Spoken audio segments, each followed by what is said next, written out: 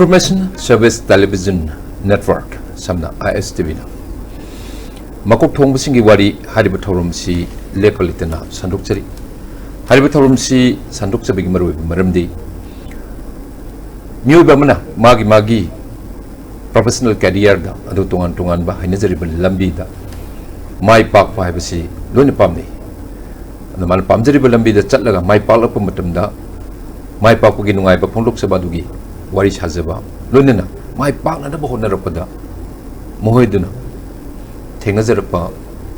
awaba karmaini struggle tawri habna singba punamaktu khangna nabagi tanja lojaba khanaba thoromni hariba thoromsi ningthokaba numitki numidam pung 3 taba matumda ASTV2 da lepalitana sandukchari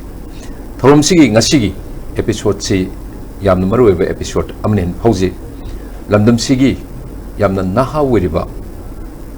masagi energy yamna yauriba Maibam Kenedy singho leifamna yumnam lekai ni ya school yumnam lekai haribasida pokhiba Kenedy na hauzik Dubai gi Khali Port hariba mafum masida leiriba shipping company prime tanker hariba shipping company sida marine engineer wina thabuk tawri aduga magi rank na EOOW habadi engineer officer of the watch haribasi hamji pariga leiri aduna ngasi si Kenedy na hariba merchant navy gi line se changaga hariba magi position gaji hold tawung amakpa aduga tungdusu asayam leiriba aduna awang buthaki officer oreknabagi lambi yatlaga leiriba yamna naha weriba lamdam sigi mapari mani ngasi unana bitan jalukje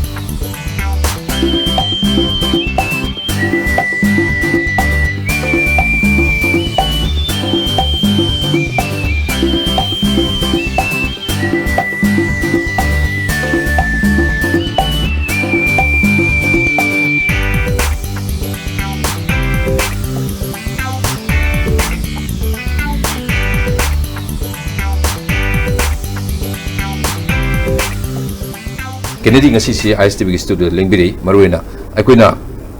tuina thengnajadaba duga khara tangna thengnajaba subject ni maruina merchant navy gi matang wari sabagi tanjaga lojere ise masi punamoksi wari sajabi tanjasi logringi da sumaina lambi se lakpiraga fajaba position su paibiriko adu hoji manglungde yam faj kan changbiri mamang da kari no isagi education qualification kari taroga di merchant navy gi changbi kramai to yagi do aduna isagi library ba ji qualification so far kari no kramai to say happy gi wadi so laksage isai qualification anu ta o tamo haijage mutada yengbiri ba mem puna khurumjari ai gi ming Maibam Kenedy sing high school unam lai kai degi ifa gi ming na Maibam na Kumar sing ima gi ming na Maibam Mema Devi tamona ji hangbi gi ba wahang do adugi pakomaina Marangkhom gi Paradise School da ai schooling tawjari class 10 phawa adudagi wangkhai gi Higher Secondary School da class 12 phawa tawjari adugi makhata bada ai training sangjare koi gi Sinai da leiba International Maritime Academy haiba koi gi Machinivi Academy sida ai training tawjare training training se aina tawjarak pa training se matamduda 2004 da ne training tawjarak pa se matamduda akhoi gi Manipur sida Merchanibi da thabak tawa mi se yamna su leite akhoi bu guideline pibiba ngamba mi su ilei leite aduna akhoi aina tawjarak pa kano se general purpose haiba crew gi training one tawjare adudagi mathang lakudagi aigi prekha thaba yabagi timing la aba matungda ai UK gi koi gi Southampton haiba mfam jida Versus Maritime Academy na Merchant Navy gi engineering loan chura college amale madda ai engineering gi kano je pass out jaga ꯂꯩꯖꯕꯅꯤ ꯍꯧꯖꯤꯛꯁꯦ international maritime academy se changakpase moigi eligibility se akoina change haragadi 10+2 si lorigadi dum thaba yarabra adu moigi criteria se kramai pi tamo se aina ai isagi su aina miyam gi su aina akoigi training gi matang sida kitang details oina ai dijarke aina changi ba matam ai ge aina tawjariba course se general purpose haibadi GP rating course magi criteria ma'am amalai training chigi makhapona aina changai ba kenosi 10 pass officer ki course na tawni na 40% in physics chemistry maths and English the 40% oiba minimum C qualifications ni lai si ado ma'am nasu tungda torpada akhoi gi merchini bi pamjabi sinau sing sang pada kana na ba ai training gi matang je sugai nam ta haijage GP rating haiba course se akhoi gi crew gi course ni ado ai di khangdabagi matam da tawrubani aduna merchini bi di oijaninga percentage su da bakangbu oigadi GP rating se tawda kisu kaide tawbudabu akhoi 60% gumba chapiragadi DNS officer gi training oina tawbiu DNS kay ai DNS diploma in nautical science sahi magini si torkadoi si diploma ni adu magi kenojina akhoi gi PCM 12 ki PCM si physics chemistry maths 60% sakadang taw adagi magi English 50% sakadam ado sigi koigi qualification je kitang khenabadi le institute amga percentage kitang khenabadi le adugi mathangda lakadu si BSc nautical science ana koigi chehi hungi course si ju 12 pass ni 60 PCM adagi koigi English su 50 sakadawni aduna DNS su cadet ni officer ni BSc nautical su cadet ni officer ni ani gi khenabasi kem nate amana diploma tawbasina koigi training loiba matungda 18 months ki experience koigi C experience lo matungda exam tharaka officer ore kadawani aduga BSc nautical science na koigi 12 months ki matungda torkada da hidi months ta khar khenan bane khenan 18 ga 12 ka lakpudo adigi akoigi electrical engineer oningba isinau sing gi ko lei botong akoigi diploma loiba BTech loiba akoigi isinau sing je electrical electronics communication gum tamu sing je moigi su electrical engineer haina tungana lei jahasa ado akoigi diploma gum tawa isinau sing 60% gum ga sapira diko ado akoigi apply to yani ETO haise adagi makhata pada engineering gi la matam ta akoigi 4 years marine engineering akoigi si to bare engineering pam kanguna adagi akoigi mechanical engineering loiraga laive jino akoigi chahidi dum lairiba thabak dum phang hogdabal oiga su fresher oiga su changak pa yai akoigi 1 year gi akoigi marine engineering se tawrani graduate marine engineer na GME na male akoigi 1 year gi se tawthoni adui matungda akoigi 6 months ki kano selling chalu ne ba direct gi tam officer or pa yai hoji crew win changure duga maruina somdadi officer gi line de lai se si makhata ba course sing kari tawrage kari loising rage du khangni tama ai kasu thu pa tawjabanate ai gi crew amoina GP rating toraba matungda after 36 months akoigi exam piba ya akoigi officer gi exam piba ya do matam chana exam piba se akoigi sen jangi adagi laigam pa jangi do ai ju matang cha du digi kharang thengna pigre ai ji ko to ado akoigi ai thatru ki kenoni tawreisi aina UK gi versus midtime academy da training plus akoigi khara study tawga ko taw yumdadi isana self study tawraga prepare se phajan tawraga ai Bombay da akoigi coaching chatlaga phajan prepare or matungda academy se chatlaga 6 month ki keno se akoigi training se tawra matungda ai exam clear or pani marine engineer na 하이름니나 인지니어링 portion mi yaurидina man ano sigi portion se hojiki 6 months ki hojiki kanuni adugi Warsas Maritime Academy hoji UK to ruise sida dum enough oirabra dum qualified oirabra qualified oiba je tamo khoigi 36 months se khoigi engineering 4 years tor ko doiba khoigi theory oin tor ko doine ba khoigi direct lak ba engineer sing sina according to practical se hana tor ko doine ba jahas training kam gi mawung da khoi khodi mak khoi gi machinery ma'am se loi mak khoi di phaktu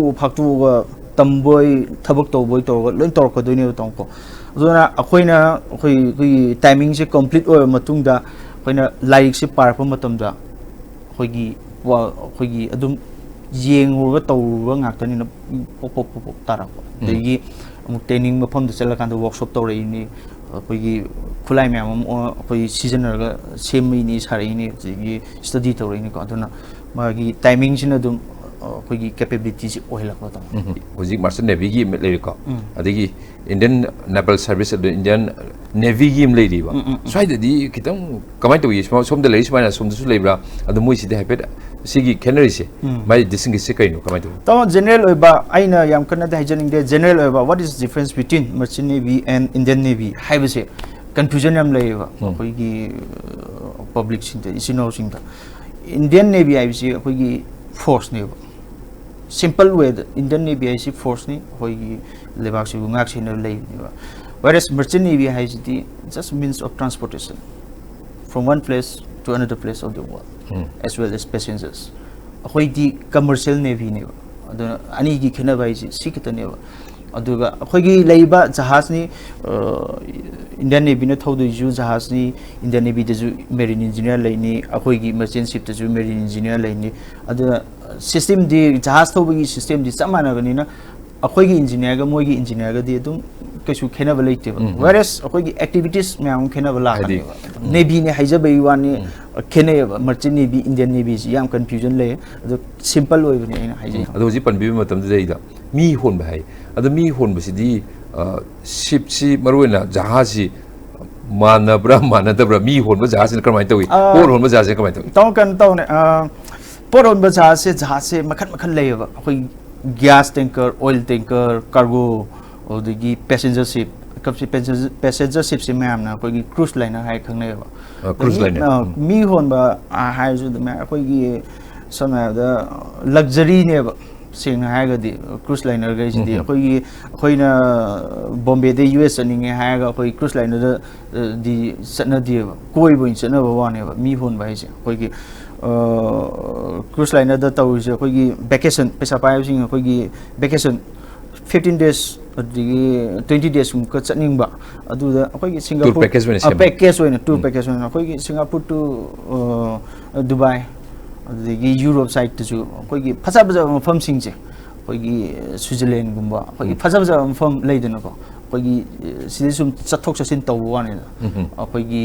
taseng na khoi na tawri ba thabak si khoi gi samna da Thailand gi America da khoi US da pot se thoina khoi di cargo je pu sat in khoi di business am oina moi ju business ne du tas thoina maki khoi gi khoi na plane travel to du mai na moi sat padi na ti passenger sat tasing na ha ga di cruise line ji di koi ba gum ne khoi gi experience se counting se pung da tawra tha da taw kramai taw ni not just swine down khoi di just khoi thabak chang matam da contract am ina ne contract 6 months contract whether 4 5 khoi am ina ni ko contract se ina ni khoi na jahaz da once step taw ga din ta khoi duty ho re experience su count taw ho re ni ta kumdarak tri bo jahaz di kumdarak tri adugi mtang di khena bale ahan but join to ri karam shipping company hojik lebi hadi prime taker gi sida han changbra karai digi changba hore Kenedy gi se tamo chorana ai haijage ai 2005 da hojar pani Dubai gi apoi gi company masam digi hodu sar pani hamad zu Dubai da joining to jare it's over 1 decade oigre jahaz tu gi company di maming tu kuiman na gi maming du ningjang thok te sahi trahong dum sujale odagi mathang aina Dubai da ꯑꯩꯈꯣꯏꯒꯤ experience ꯇꯥꯟꯕ ꯑꯣꯏꯅ ꯇꯧꯔꯝꯃꯒ ꯑꯩ company ꯑꯆꯧꯕ ꯑꯃꯗ ꯂꯥꯛꯆꯔꯦ ꯃꯥꯂꯣ navigation ꯑꯅ ꯑꯩꯅ ꯂꯥꯛꯆꯔꯤꯕ ꯀꯝꯄꯅꯤꯁꯦ ꯀꯗꯥꯏꯗꯅꯣ ꯑꯗꯨ ꯕꯦꯁ ꯇꯧꯔꯤꯁꯤꯅ ꯃꯥꯂꯣ ꯅꯦꯚꯤꯒꯦꯁꯟꯁꯦ ꯇꯥꯃꯣ ꯑꯩꯈꯣꯏꯒꯤ ꯌꯨꯀ꯭ꯔꯦꯟ ꯌꯨꯀ꯭ꯔꯦꯟ ꯗ ꯍꯦꯗ ꯑꯣꯐꯤꯁꯇ ꯂꯩ ꯇꯥꯃꯣ ꯑꯗꯣ ꯕ꯭ꯔꯥꯟꯁꯇꯤ ꯋꯥꯔꯜ ꯋꯥꯏꯗꯇꯅꯤ ꯂꯩꯁꯦ ꯕꯣꯝꯕꯦꯗꯅ ꯏꯟꯗꯤꯌꯥꯗꯅ ꯕꯣꯝꯕꯦꯗ ꯂꯩ ꯕꯣꯝꯕꯦꯒꯤ अंधेरी है जगह असिदा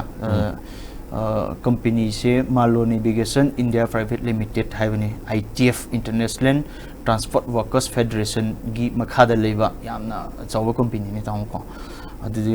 सुमाइन तौचरे अदुई मखा ताबदा अखोइजे सुम अचाव कंपनी म्याम लेबनी न ताऊ अमादा सुम तौ लेबसे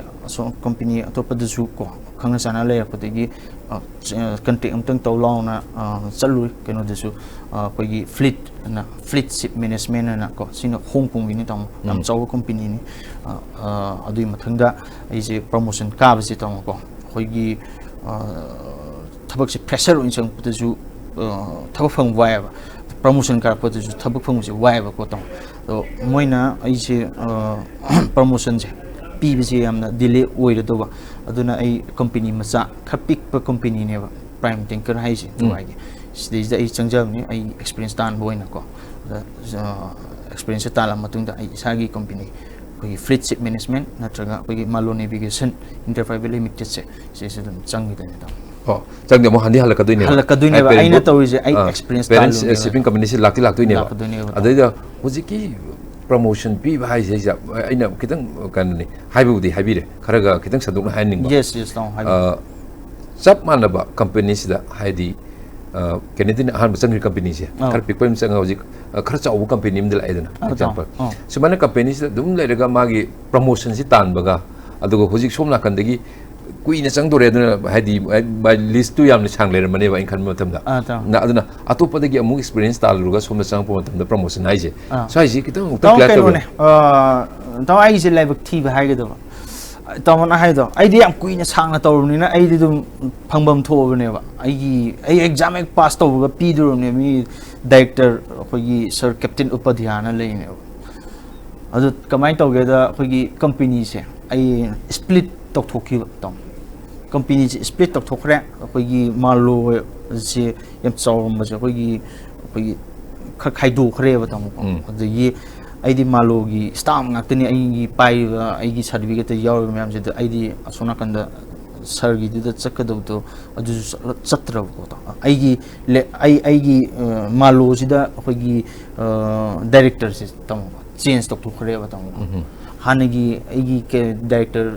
captain upadhyaya sir je leibiramaga dine ko adum ai kesu wada bi dum jar chakidabane ko ada service se maru ina cd very much privatized to private company shipping company ngakani na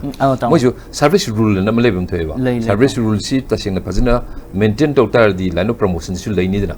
mai to na moi ji karmai lege maru ina merchant navy gi changri me private company si chang matam leida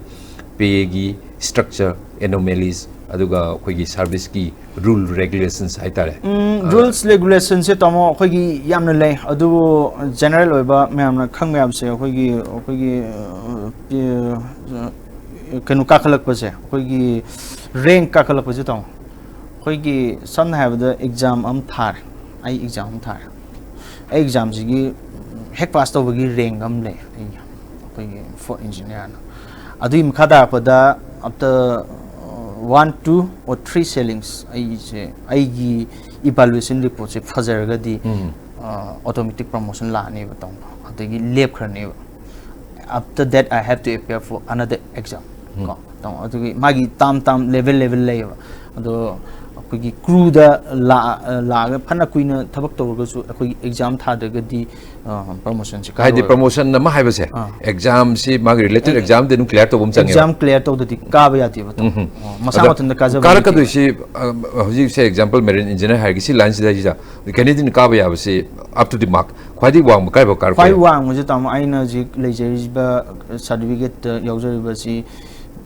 EOOW engineer officer of the watch aduga jahastana third engineer na dings si mathak kari kar ko yari si mathak aina ka se lore ai exam amamuk tha matungda promotion amung la ka adu kari la ko ya adu ai mai gi kan do hierarchy do second engineer la ni tam ko second engineer ji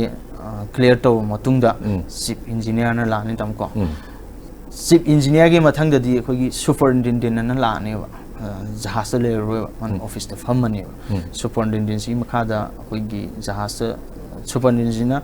jahas yeng ka tu ni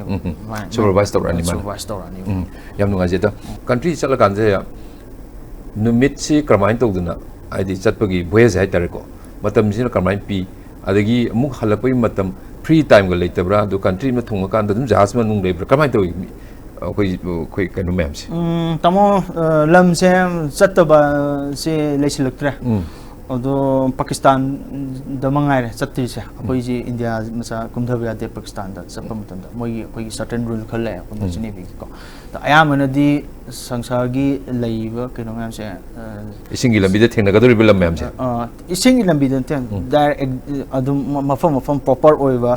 US ni khangde UK ni khangde Spain ni khangde khoi gi Estonia ni khangde khoi gi Europe ogira Middle East ogira loinmak khoi gi khoi di profession jina matungina khoi di chatta ya dam ni loin chale Saudi ogira Dubai ogira ko to am loin chale chatta bu lei di lei ko to do khoina khoi gi matam se jahaz se chapam tam da khoi gi matam se khoi gi calculate to ina to changa da khoi India ga UK ga Kenedy matam se Kenedy ni ha se Indian Standard Time no holani moina khoi gi GMW hol ko ya khoi Greenwich Mean Time da holaka duine ba tam ko khoina Greenwich Mean Time da holaga khoi gi timing je khoi gi samna ba da nongmagi khaji akhoina India dagi ji UK da chala ha ga di khaji chengjilak pai matung ina khoina timing ji holaga khoi gi announce to duine ba kano da khoi ship si da mic pa laga ngasi di 1 hour retard orani sakhiba halapa je ngasi na 1 hour advance orani adugi di destination pire destination se ja maroina port si puduini adu loading unloading leni asomde amuk loading adi somdong unloading adu kramai to adi marka dai da maroina crew members sing degi hauraga officers sing moi kramai legi kamai to gi lei bese tamo once akhoina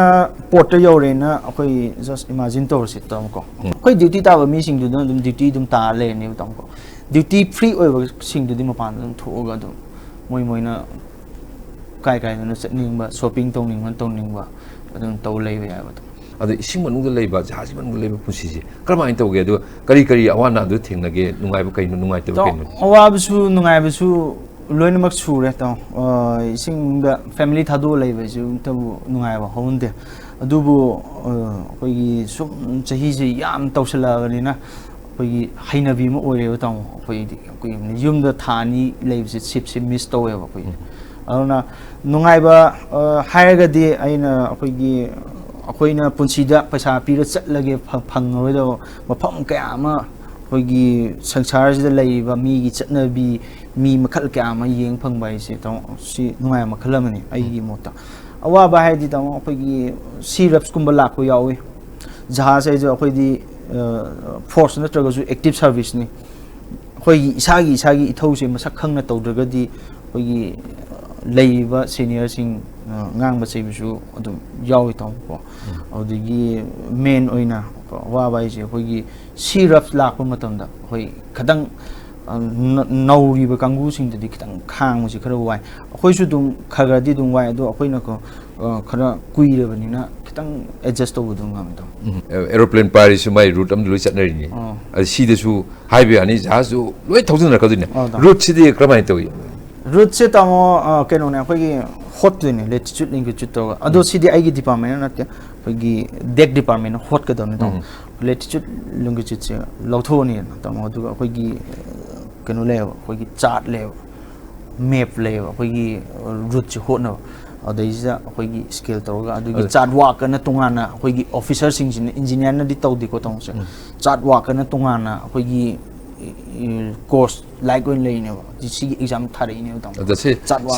yam pam si koi ground control som da phamori kangu adi route hadi si ways da chatli ba kangu moi si adu navigation tawraga kai sometimes somewhere pulap ka phangjin nak tana jasu thengjin na ba dum yaw do mal le ba thengjin na se ta mo yawe thengjin na ba se hojik yaw da di nate adum yawe ba tong ko koi gi thengjin na yawe si kamai tong no da koi gi section da ꯑꯩꯈꯣꯏꯒꯤ ꯇꯨꯝꯃꯒ ꯂꯩꯊꯣꯛꯄ ꯑꯗꯨꯝ ꯀꯥꯟꯗ ꯀꯩꯅꯣ ꯍꯥꯏꯔꯗꯤ ꯑꯩꯈꯣꯏꯒꯤ ꯔꯥꯗꯥꯔꯁꯤꯗ ꯂꯣꯏ ꯎꯏꯌꯦꯕ ꯇꯥꯃꯣ ꯊꯦꯡꯖꯤꯟꯅꯕꯒꯤ chance ꯌꯥꯝ ꯊꯤꯅ ꯅꯦꯝꯃꯦꯕ ꯑꯩꯈꯣꯏꯅ ꯌꯥꯝ ꯊꯤꯅ ꯑꯂꯔꯠ ꯑꯣꯏ ꯂꯩꯔꯒꯗꯤ ꯔꯥꯗꯥꯔꯁꯤꯗ ꯑꯩꯈꯣꯏꯒꯤ ꯃꯤꯇꯔ ꯀꯌꯥꯗ ꯐꯤꯠ ꯀꯌꯥꯗ ꯖꯍꯥꯖ ꯂꯥꯛꯏꯁꯦ ꯋꯥꯀꯤ ꯇꯣꯀꯤꯗ ꯑꯗꯨꯝ ꯄꯥꯎ ꯐꯥꯎꯅꯗꯣꯏꯅꯦ ꯋꯥꯀꯤ ꯇꯣꯀꯤ ꯅꯠꯇꯦ ꯑꯩꯈꯣꯏꯗꯤ ꯚꯦꯔꯤ ꯍꯥꯏ ꯐ꯭ꯔꯤꯀ꯭ꯋꯦꯟꯁꯤ ꯅ ꯄꯥꯏꯔꯤꯕ ꯑꯩꯈꯣꯏ ꯌꯥꯝ ꯁꯥꯡꯅ ꯋꯥꯔꯤ ꯁꯥꯟꯅ ꯌꯥꯏꯅ ꯑꯗꯨꯝ ꯑꯂꯔꯠ ꯇꯧꯅꯔꯒ ꯑꯗꯨꯝ ꯑꯩꯈꯣꯏ ꯊꯦꯡꯖꯤꯟꯅꯗꯕ ꯌꯥꯕꯒꯤ ꯆꯥꯟꯁ ꯂꯩ ꯊꯦꯡꯖꯤꯟꯅꯩꯕ ꯑꯩꯈꯣꯏꯒꯤ ꯖꯍꯥꯖ ꯑꯦꯛꯁꯤꯗꯦꯟ ꯇꯧꯕꯒꯤ ꯒ꯭ꯔꯥꯎꯟꯒꯨꯝꯕ ꯇꯧꯕꯒꯤ ꯀꯟꯗꯤꯁꯟꯁꯤ ꯀꯃꯥꯏꯅ ꯂꯥꯛꯀꯦꯗ ꯑꯩꯈꯣꯏꯒꯤ ꯄꯥꯔꯇꯤꯒꯨꯝꯕ ꯈ꯭ꯔꯤꯁꯃꯥꯁ ꯅ꯭ꯌꯨ ꯌꯔꯒꯨꯝꯕ ꯄꯥꯔꯇꯤꯒꯨꯝꯕ ꯇꯧꯔꯒ ꯑꯩꯈꯣꯏꯒꯤ ꯂꯣꯏꯅꯃꯛ ꯗ꯭ꯔꯪꯀꯨꯝꯕ ꯑꯣꯏꯈꯤꯕ ꯗꯥꯎ ꯌꯥꯗꯕꯗꯩ ꯂꯣꯏꯅ ꯍꯦꯛ ꯊꯛꯆꯜꯂꯨꯕ ꯀꯦꯞꯇꯦꯟꯒꯨꯝꯕ ꯗ꯭ꯌꯨꯇꯤ ꯇꯥꯔꯤꯕ ꯑꯣꯐꯤꯁꯥꯔꯁꯨ ꯊꯛꯆꯜꯂꯨꯒꯨꯝꯕ ꯑꯗꯨꯗꯒꯤ ꯕ꯭रिꯖꯇ ꯀꯥꯈꯠꯂ ꯕ꯭रिꯖ ꯍꯥꯏꯁꯦ ꯑꯩꯈꯣꯏꯒꯤ ꯀꯣꯛꯄꯤꯠꯀꯨꯝꯕꯅꯦꯕ ꯐ꯭ꯂꯥꯏꯠꯀꯤ ꯑꯩꯈꯣꯏꯒꯤ ꯕ꯭रिꯖ ꯃꯊꯛꯁꯤꯗ ꯂꯩꯔꯒ ꯑꯩꯈꯣꯏꯒꯤ ꯑꯗꯨꯝ ꯀꯅꯥꯝꯇꯁꯨ ꯂꯩꯇꯕꯁꯨ ꯉꯥꯏꯍꯥꯛꯇꯪ ꯎꯏꯒꯦ ꯈꯣꯠꯀꯦ ꯇꯨꯝꯃꯨꯔꯒ ꯍꯦꯛ ꯊꯦꯡꯒꯨꯝꯕ ꯑꯗꯨꯝꯕꯅꯦꯕ ꯑꯦꯒ꯭ꯔꯥꯎꯟ ꯃꯤꯅꯤꯃꯦꯜꯗꯤ ꯑꯣꯏꯔꯁꯨ ꯊꯣꯛꯄ ꯌꯥꯕꯒꯤ ꯆꯥꯟꯁꯦꯁꯇꯤ ꯑꯗꯨꯝ ꯂꯩꯌꯦꯕ ꯑꯗꯨꯃꯥꯏꯅ ꯍꯥꯏꯕꯗꯤ ꯃꯤ ꯇꯧꯔꯛꯄꯗꯒꯤ ꯆꯦꯛꯁꯤꯟꯕꯒꯤ ꯇꯉꯥꯏ ꯐꯗꯕ ꯑꯃ ꯂꯩ ꯆꯦꯛꯁꯤꯜꯂꯒꯗꯤ ꯃꯔꯨꯑꯣꯏꯅ ꯖꯍꯥꯖ ꯃꯅꯨꯡꯁꯤꯗ ꯇꯣꯡꯕ ꯃꯇꯝꯁꯦ ꯖꯍꯥꯖ ꯑꯩꯈꯣꯏ ꯇꯣꯡꯗ꯭ꯔꯤ ꯈꯪꯗ꯭ꯔꯤ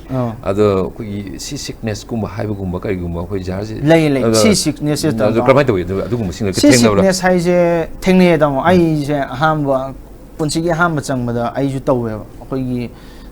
ꯖꯨꯍꯥꯔ ꯍꯥꯕꯒꯤ ꯇꯥꯏꯞꯇꯁꯨ ꯅꯣꯝꯃꯒ ꯂꯩꯗꯣꯏꯅꯦꯕ ꯍꯛꯆꯥꯡꯁꯦ ꯑꯗꯨꯅ ꯑꯩꯈꯣꯏꯒꯤ ꯍꯩꯅꯗꯕ ꯑꯃ ꯐꯥꯎꯕꯗꯣ ꯑꯗꯨꯅ ꯑꯩꯈꯣꯏꯒꯤ ꯚꯣꯃꯤꯇꯤꯡ ꯇꯧꯅꯤꯡꯕꯁꯦ ꯑꯗꯨꯝ ꯐꯥꯎꯕ ꯁꯤ ꯁꯤꯛꯅꯦꯁ ꯍꯥꯏꯁꯦ ꯇꯥꯃꯣ ꯀꯃꯥꯏꯅ ꯐꯈꯤꯒꯦꯗ ꯑꯩꯈꯣꯏꯒꯤ ꯁꯦꯅꯤꯌꯔ ꯑꯣꯏꯕ ꯀꯥꯡꯕꯨꯁꯤꯡꯅ ꯑꯩꯁꯦ ꯐꯖꯅ ꯑꯩꯈꯣꯏꯒꯤ ꯁꯤꯔꯞꯁꯨ ꯑꯣꯏꯅꯤ ꯃꯄꯥꯟ ꯊꯣꯛꯍꯜꯂꯒ ꯐꯖꯅ ꯑꯩꯈꯣꯏꯒꯤ ꯁꯤꯔꯞꯁꯦ ꯐꯖꯅ ꯃꯨꯟꯅ ꯌꯦꯡꯍꯜꯂꯦꯕ ꯑꯗꯨꯒ ꯑꯩꯈꯣꯏꯒꯤ ꯁꯃꯨꯗ꯭ꯔꯗ ꯏꯁꯤꯡꯁꯦ खितंग लौखलगा खितंग पिथायब अखोगी थाजनबा अमनेब तमसेको पुंखाय अम लेफले अदगी माय पिथाय अदो वखननि खंगदे कइननि खंगदे अदुम पुंफादि फबा नतब अदमाइन तौरगा तम तमना अदुम इज मोटिवेशन ओइबसे असिरब असनि कइनोजी हाइजे सिरब हाइजे तम अखोगी नुक्सित चाम कान सिचलकपा अदगी नुक्सित से माय कइ खंगदना सिचलकपा इसिंगजे वा वा वा खुमजलकपसि तम अदु जहासे फना चावरसु दुम खरदि दुम नोमे स्वाइन नोमसे नोम बाइजे याम कान नोम जा अखोगी 15 डिग्री द स्वाइन हायरकपसु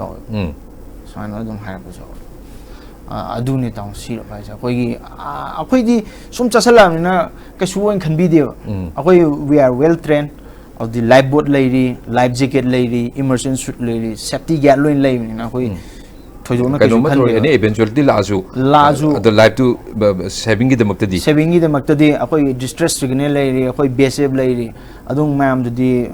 अखोइना फाजना माइंड से प्रिपेयर तो लेरमनिना कइसुना कइस तोतियो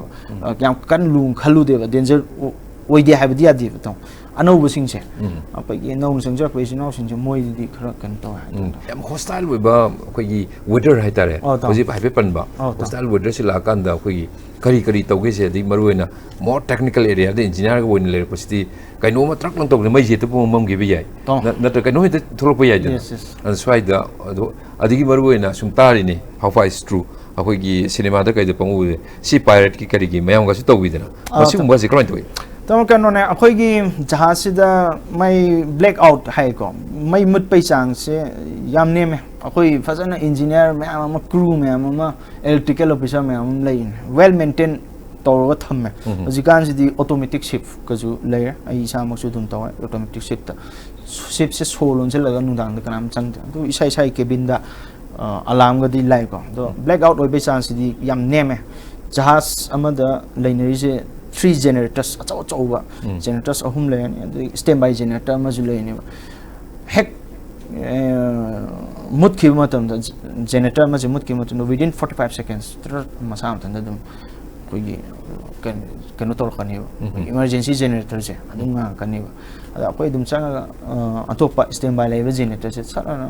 थागर पियानी अदु standby द change over तो थुवा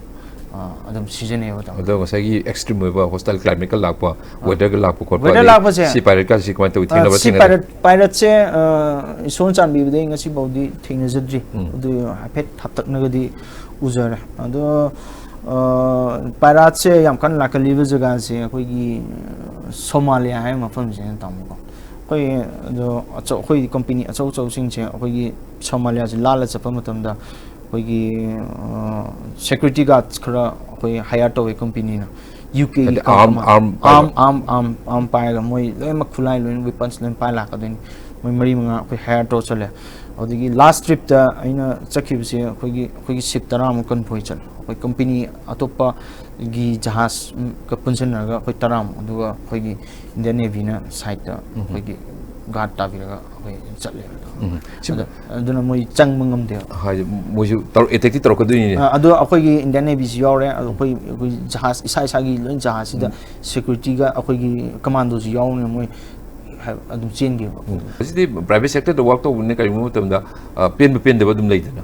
ꯑꯗꯨꯅ ꯏꯟ ꯇꯔꯝꯁ ꯑꯣꯐ ꯁꯦꯂꯔꯤ ꯍꯥꯏꯇꯥꯔꯦ ꯄꯤꯔꯛꯄꯗ ꯃꯣꯏ ꯄꯤꯔꯤꯕ ꯕꯣꯅꯁ ꯁꯦꯂꯔꯤꯒꯥꯁꯤ ꯄꯦꯜꯂꯛꯇꯗꯅ ꯑꯇꯣꯞꯄꯗ ꯐꯖꯅ ꯑꯦꯛꯁꯄꯤꯔꯤꯌꯦꯟꯁ ꯂꯩꯔꯕꯅꯤꯅ ꯑꯣꯐꯔꯒ ꯂꯥꯛꯄ ꯃꯇꯝꯗ ꯄꯩꯁꯥꯗꯣ ꯈꯔ ꯆꯥꯎꯅ ꯄꯤꯒꯦ ꯀꯥꯏ ꯑꯗꯨꯃꯥꯏꯅ ꯆꯠꯅꯕ ꯑꯗꯨꯒꯤ ꯆꯣꯡꯊꯣꯛ ꯆꯣꯡꯁꯤꯟ ꯍꯥꯏꯇꯥꯔꯦꯅꯦ ꯑꯗꯨꯃꯥꯏꯅ ꯆꯠꯅꯕꯒꯥꯁꯤ ꯂꯩꯕ꯭ꯔꯥ ꯂꯩꯌꯦ ꯇꯥꯃꯣ ꯑꯗꯨ ꯏꯚꯟ ꯑꯆꯧꯕ ꯀꯝꯄꯅꯤꯗꯁꯨ ꯑꯗꯨꯝ ꯂꯩꯌꯦꯕ ꯇꯥꯃꯣꯁꯨ ꯑꯩꯈꯣꯏꯒꯤ ꯑꯦꯛꯁꯄꯤꯔꯤꯌꯦꯟꯁꯁꯦ ꯁꯨꯝ ꯂꯩꯔꯕꯅꯤꯅ ꯇꯥꯃꯣꯀꯣ ꯃꯤꯅ ꯑꯗꯨꯝ ꯄꯥꯝꯃꯦꯕ ꯑꯦꯛꯁꯄꯤꯔꯤꯌꯦꯟꯁ ꯂꯩꯕ ꯃꯤꯁꯤꯡꯁꯦ ꯑꯩꯈꯣꯏꯒꯤ ꯂꯥꯏꯟꯁꯤꯗꯗꯤ ꯁꯥꯔꯇꯤꯐꯤꯀꯦꯠ ꯄ꯭ꯔꯣꯄꯔ ꯑꯣꯏꯕ ꯁꯥꯔꯇꯤꯐꯤꯀꯦꯠ ꯐꯦꯛꯀꯤꯁꯨ ꯂꯥꯛꯈꯤꯁꯤꯀꯣ ꯇꯥꯃꯣ ꯀꯇꯥꯗꯣ ꯑꯩꯈꯣꯏꯅ ꯄ꯭ꯔꯣꯄꯔ ꯑꯣꯏꯅ ꯇ꯭ꯔꯦꯅꯤꯡ ꯇꯧꯕ ꯂꯥꯛꯑꯒꯗꯤꯀꯣ ꯑꯩꯈꯣꯏꯒꯤ खतंग हेन पीगे $1,000 हेन पीगे $500 हेन पीगे $500 हाइसे यामगा फोन $500 द लाख अदि $1,000 खतंग हेन पीगे 60,000 ने खतंग हेन पीगे हाइ वाने मोय अदुइदि अदुम खतंग कन तो मियोबेसे ताउ क्रमाय तो मोय मर्चेंट नेवी सिने पिनरिसि नॉर्मली इन जनरल टाइम मोय पिनरिसि क्रमाय तो पैसा कैम कैम पीजा लेंदा थबक तौबा इचिनामना अखोइगी 20,000 फंगिंग लौरसी तामुको अखोइगी जहासिना अखोइना सैक्रिफाइस खरा यावरगा युम थादुगा तौबनिना को तामुको अखोइगी 20 फंगबैसे लेंदा अखोइगी जहासिना 60,000 गुम्बा को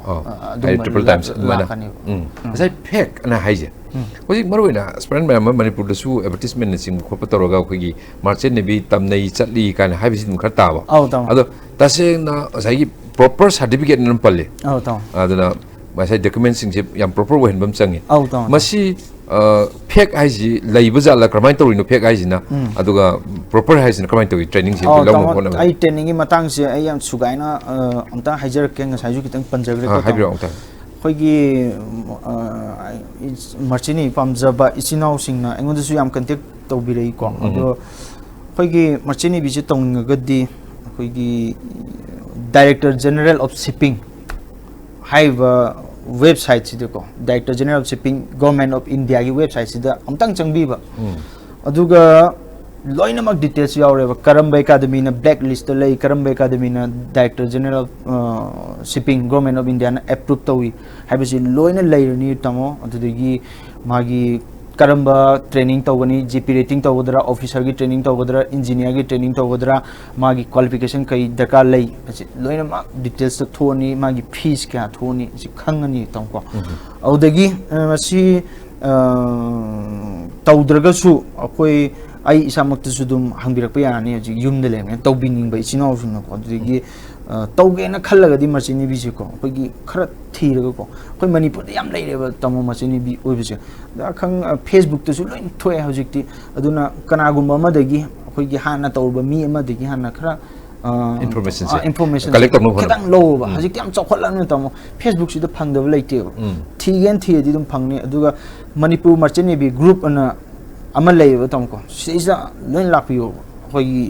आई इसामक्सु यावी इजिनाउसु लोइन यावरिबा याम कन एक्टिविटी ओदे अदुबो इंफॉर्मेशन पामगदि सिदगी जुदुम फंगनीबा आई इसागी फेसबुक अकाउंट दैजु लोइन फंगनी आइना दुम मतिंग सुदुम फंगनी अदु प्रॉपर ट्रेनिंग सि लौरगे हाइतारदि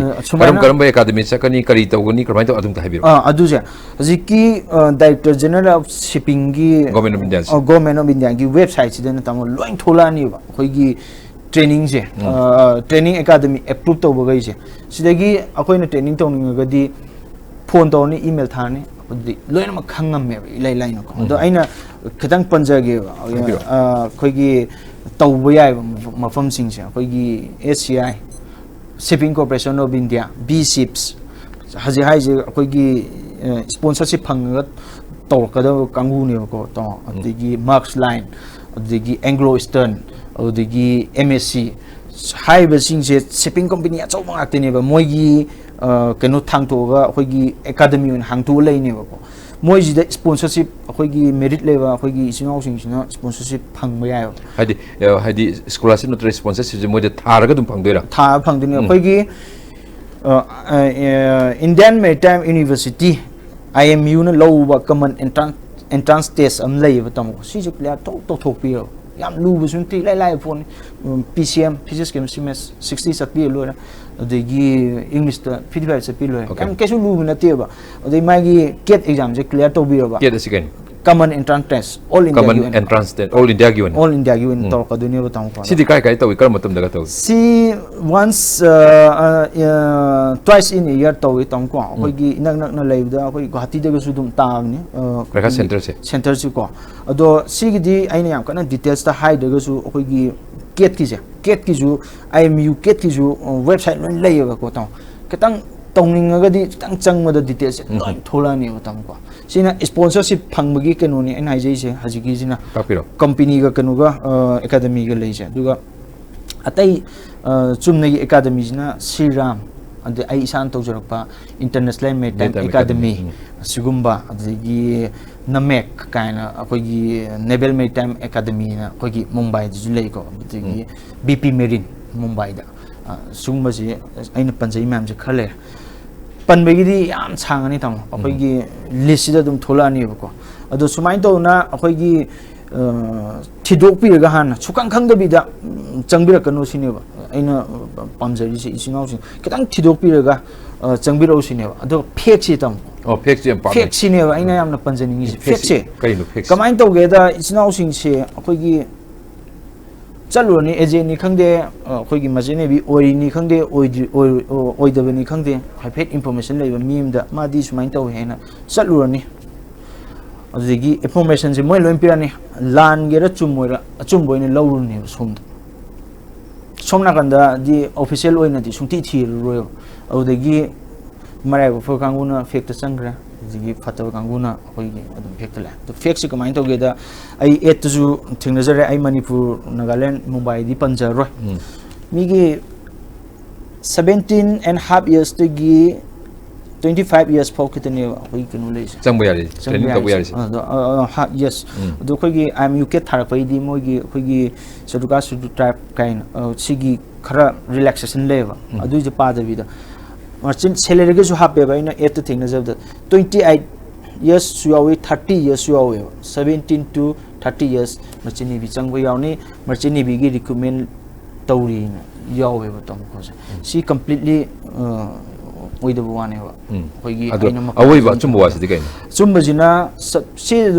28 years ili yade ba tom chunga yade ba 28 years medical fit oigedabani akoigi eyesight 6/6 leigedabani haiba mamam leidi men oina dum migi sahi sidi 25 ti hen ba yade okay chunga yade adu 25 years dudegi akoibu kamaina phangdoino khangdeba salary lupa lakh ama lupa lakh ani ana iri ba dom ko masi ji uba sida adum agumba fake moina company natraga academy gum changra kanda certified tawrkani na certified se taw phis tamai ai haijage koigi Bombay da fake se yamna pain le koigi fake ki se kamai tawno hayma tamda koigi training masa ama leba koigi basic oiba training course am leba this course se masi course 15 days mo changi butam ko hai atenba course ne condense jahaz ama changbada akoigi tawdara da course ne ba personal safety and social responsibility the firefighting the akoigi elementary first aid the personal safety technique akoigi ising da ta kan da kamai tawde si je 15 days ki course kak se tawduine ba fake sin tawduise marchene bi di oiduini moisi adubu akoidi marchene bi ma oiraga akoigi proper oiba marchene bi mo gedi well akoi DG approve na Director General of Shipping Government of India na approve tawdabe academy da tawdabe yade tam akoidi adu akoidi approved ai samak approve tawdabe academy da torpani na ai identity se ai I-card se marchene bi mo begi Government of India ni issue tawbune okay adu haziki magi sigi 15 days ki se koigi training torok doise moidi si fake se kamai toge 15 days ki se torok matunga Panama gi I card pirakani moi khoi gi CDC ko haidi atopa country dagi atopa country dagi CDC ko we tamu ko kai haino CDC I card continuous discharge certificate haibane ba continue discharge certificate haibane Panama pirakani Honduras pirakani adi Palau pirakani ama khoi gi foreign gi pirakani ba tamu ko aduna akhoi di mai 15 days ki tawrawni na sigi kenu su leite ba adu foreign certificate to prize India da tawbudi yabra ya de ba tamu okay akhoi di ID officer oirga june tam ai UK da thajar ga june ai identity card se ID 6 IMH 9 ID Indian government gi piram ne bai ai exam thawi officer gi certificate sina tongan ba mane ba aduna ai di khoi gi mi mana 15 days gi training se tawum tam thapok phangya matam da adukki matik wai ba tam aduna 15 days gi training se sungtau to bi da ba tasengna machine bi mo oining ha ga di khoi gi yaragadi officer gi course on tawbira ko khoigi mkhong somna changbira ga khoigi tungda achaw mi ma oina ba swain tawbi na fa sumaina tawse 15 days gi training to sang pase taw yam thingna jai ba Bombay da aina sum khanjaba da khoigi mi se nefu yang khaimu Manipur de gi Nagaland de nefu yang khaimu changpu male ba ado moi se kya moi se jahas to budi dum changi doine do moi gi future se kamain to budagi khoi ai haiyungam de basa do tamdi tamaning bal pesa kyam changi tamai haijage akhoi gi pesa se akhoi gi GP rating to bo se 2.5 mung changi akhoi gi keno se do officer gi training to raga di pesa di khra yam badi na te akhoi gi 3.5 academy digi makhapo na ko 3.5 adagi engineer tawra di khriya man tam 10 gumba lakh 10 lakhs gumba adagi BSc nautical si khoi 9 lakhs gumba khoi according to the academy khoi course dum fees dum khene batam ko adaga khoi placement ni job placement ni placement se tam sponsorship phangi ba kangu se moi di dum government khoi absorb tawrani kan tawrani ba moi masagi academy sin loksang rani batam ko adagi khoi isana tawjaba kangbu se sidi struggle hai se tam kharadi wani adegi phang thabak se hawpa matam da khoi placement se company macha khoi agent wai agent de han khoi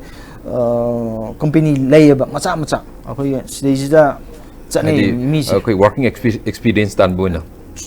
tan ring de tam khoi fresh oil se fresh oil se thak phang yam wai ba aduna moina service charge khar lawre de na ko tam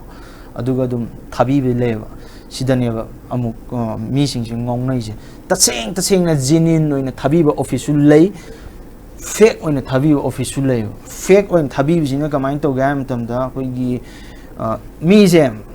ani hum thabi ga doine ba ma je sigi office se XYZ office se mi thai je santok kar doine ba dei mi tara kun je kun tha je loksal doine ba placement ki paisa je duga overnight disappear ogi doine ba fixing paisa je mayam khongkal la genuine jina dum masana dum akoi gi taseng na tawjarim ni na hingnai bi lambi ma oira leiram ni na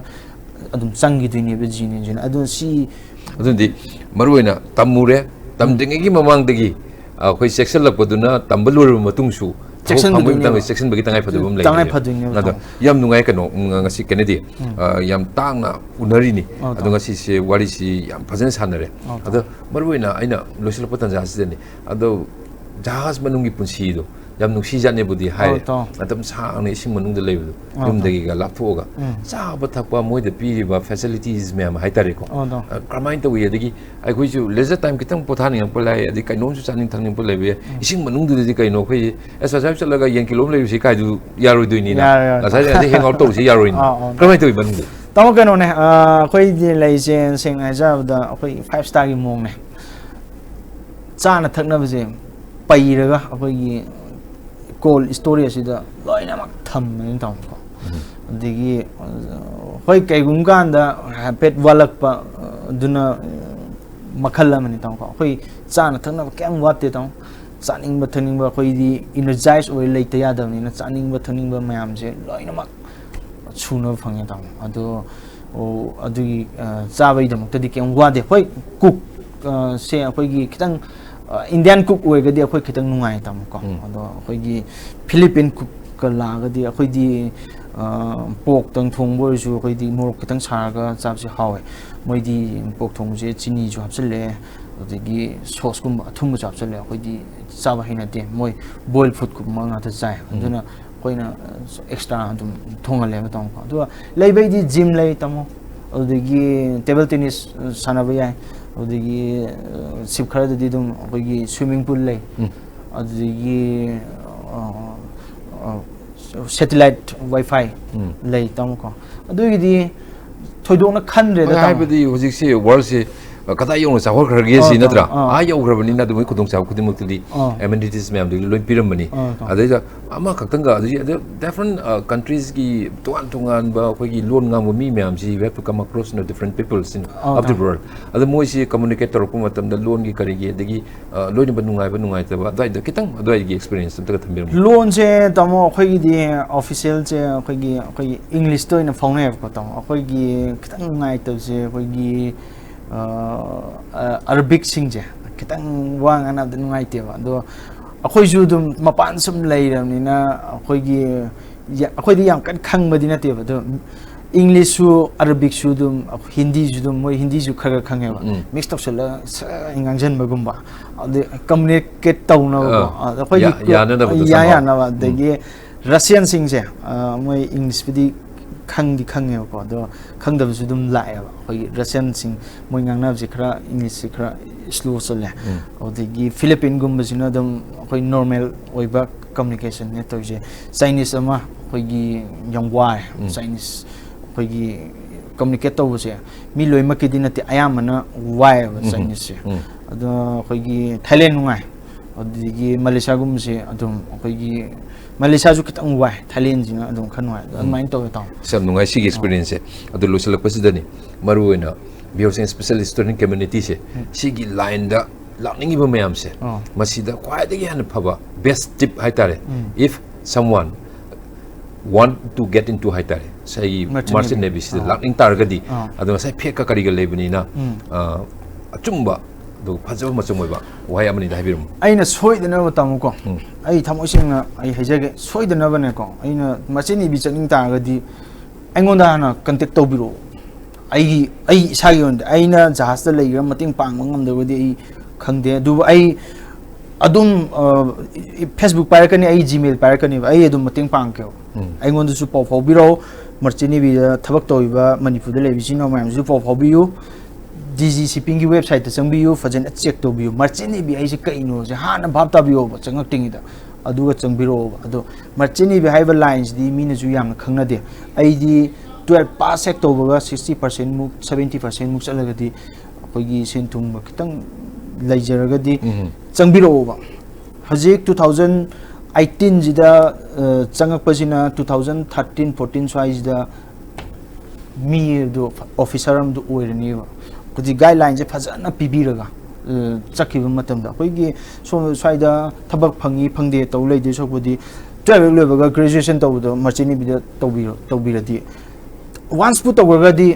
ꯃꯥꯁꯦ ꯅꯣꯡꯃꯗꯤ one day officer ꯑꯣꯏꯔꯛꯄ ꯍꯥꯏꯁꯦ ꯁꯣꯏꯗ꯭ꯔꯕꯅꯦꯕ ꯑꯗꯣ 3 yearsꯀꯤ ꯇꯧꯔꯛꯄ ꯍꯥꯏꯁꯦ ꯑꯩꯈꯣꯏꯒꯤ marine engineer ꯑꯣꯏꯔꯁꯨ ꯇꯧꯔꯛꯄ ꯍꯥꯏꯁꯦ one day chief engineer or captain ꯍꯥꯏꯁꯤꯗꯤ ꯁꯣꯏꯗ꯭ꯔꯕꯅꯦꯕ ꯇꯧꯕꯇꯕꯨ ꯑꯩꯈꯣꯏꯒꯤ ꯈꯥꯡ ꯈꯔ ꯀꯟꯕ ꯑꯩꯈꯣꯏꯒꯤ ꯍꯣꯠꯅꯕ ꯈꯔ ꯀꯟꯕ ꯅꯦꯚꯔ ꯒꯤꯞ ꯑꯞ ꯀꯤ ꯃꯑꯣꯡꯗ ꯂꯩꯕ ꯑꯩꯈꯣꯏꯒꯤ ꯅꯨꯄꯥ ꯃꯆꯥ ꯈꯤꯇꯪ ꯊꯣꯛꯄ ꯃꯤꯗꯤ ꯑꯣꯏꯒꯗꯕ ꯇꯥꯃꯣ ꯌꯥꯝ ꯅꯨꯡꯉꯥꯏꯖꯩ ꯑꯗꯣ ꯀꯦꯅꯦꯗꯤ ꯃꯁꯤꯁꯤ ꯇꯥꯡꯅꯁꯨ ꯎꯅꯕ ꯑꯗꯣ ꯈ꯭ꯋꯥꯏꯗꯒꯤ ꯃꯃꯜ ꯌꯥꯝꯕ ꯋꯥꯔꯤꯅꯤ ꯉꯁꯤ ꯁꯤꯌꯔ ꯇꯧꯕꯤꯔꯝꯃꯤꯁꯦ ꯁꯤ ꯃꯔꯛꯇ ꯀꯩꯅꯣꯝꯇ ꯄꯟꯖꯒꯦ ꯇꯥꯃꯣ ꯏꯆꯤꯟ ꯏꯅꯥꯎꯁꯤꯡꯅ ꯑꯩꯉꯣꯟꯗ ꯄꯥꯎ ꯐꯥꯎꯔꯛꯅꯕ ꯑꯩꯒꯤ ꯀꯩꯅꯣ ꯈꯔ ꯍꯥꯏꯖꯍꯧꯒꯦ ꯑꯩꯒꯤ ꯏꯆꯤꯟ ꯏꯅꯥꯎ ꯃꯥꯔꯆꯦꯟꯠ ꯅꯦꯚꯤꯗ ꯊꯕꯛ ꯇꯧꯅꯤꯡꯕ ꯏꯆꯤꯟ ꯏꯅꯥꯎꯁꯤꯡꯅ ꯑꯩꯈꯣꯏꯒꯤ ꯐꯦꯁꯕꯨꯛꯇ ꯃꯥꯏꯕꯝ ꯀꯦꯅꯦꯗꯤꯗ ꯄꯥꯎ ꯑꯗꯨꯝ ꯐꯥꯎꯕꯤꯔꯛꯑꯣ ꯑꯗꯨꯒ ꯀꯦꯅꯦꯗꯤ ꯃꯥꯏꯕꯝ @gmail.comꯗ ꯑꯗꯨꯝ ꯄꯥꯎ ꯑꯗꯨꯝ ꯐꯥꯎꯕꯤꯔꯛꯑꯣ ꯑꯩꯅ ꯑꯗꯨꯝ ꯑꯉꯝꯕ ꯃꯇꯦꯡ ꯑꯗꯨꯝ ꯄꯥꯡꯖꯒꯅꯤ ꯌꯥꯝ ꯅꯨꯡꯉꯥꯏꯖꯩ ꯑꯗꯨꯅ ꯂꯣꯏꯁꯤꯜꯂꯛꯄ ꯇꯥꯟꯖꯥꯁꯤꯗ ꯀꯦꯅꯦꯗꯤ once again thank you very much for coming and sharing valuable ꯁꯤꯒꯤ informations ꯃꯌꯥꯝꯁꯦ ꯊꯝꯕꯤꯕꯒꯤ ꯉꯝꯈꯩ ꯑꯗꯨꯝ ꯊꯥꯒꯠꯆꯕ ꯐꯣꯡꯗꯣꯛꯆꯔꯤ ꯍꯥꯏꯔꯤꯕ ꯋꯥꯐꯝꯁꯤ ꯊꯝꯖꯕ ꯂꯣꯏꯅ ꯉꯁꯤꯒꯤ ꯃꯇꯥꯡ ꯑꯁꯤꯗ ꯃꯀꯣꯛꯊꯣꯡꯕꯁꯤꯡ ꯋꯥꯔꯤ ꯂꯣꯏꯁꯤꯟꯖꯔꯦ ꯃꯤꯌꯦꯡ ꯇꯥꯕꯤꯔꯤꯕ ꯚꯤꯎꯋꯔꯁꯤꯡ ꯑꯃꯨꯛ ꯍꯟꯅ ꯈꯨꯔꯨꯝꯖꯔꯤ